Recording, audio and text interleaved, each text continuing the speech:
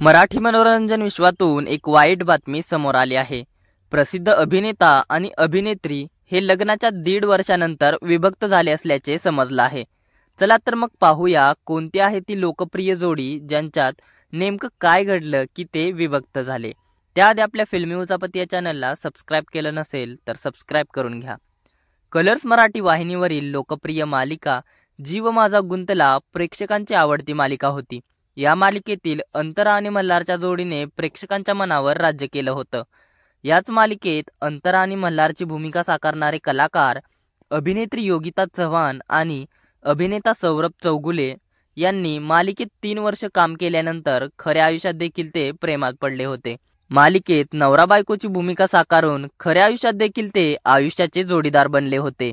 योगिता चव्हाण आणि सौरभ चौगुले यांनी 3 मार्च 2024 रोजी लग्नगाठ बांधली होती। मात्र या जोडीबद्दल आता एक वाईट बातमी समोर आली आहे। यांच्यात काहीतरी बिनसलं असल्याची चर्चा सुरू आहे। योगिता चव्हाण आणि सौरभ चौगुले हे आता वेगळे राहू लागले आहेत। एवढेच नाही तर त्यांनी सोशल मीडियावरून त्यांच्या लग्नाचे फोटो देखील डिलीट केले आहेत। याशिवाय दोघांनी एकमेकांना अनफॉलो सुद्धा केलं आहे। योगिता बिग बॉस मध्ये असताना तिने त्यांच्या नात्याबद्दल खुलासा केला होता। त्यावेळी ती म्हणाली होती, सौरभ आणि मी आम्ही दोघेही खूप इमोशनल आहोत। आम्हाला कुटुंब आवडतं। आम्ही कुटुंबापासून दूर नाही राहू शकत। त्यामुळेच योगिता बिग बॉस मधून बाहेर घरी जाण्यासाठी प्रयत्न करत होती। दरम्यान या दोघांमध्ये खरंच काही बिनसलं आहे का?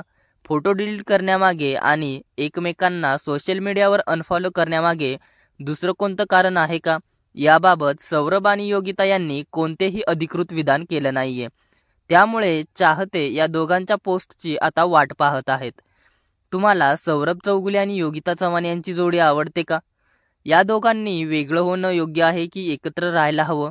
याबद्दल काय आहेत तुमच्या प्रतिक्रिया आम्हाला कमेंटद्वारे नक्की कळवा।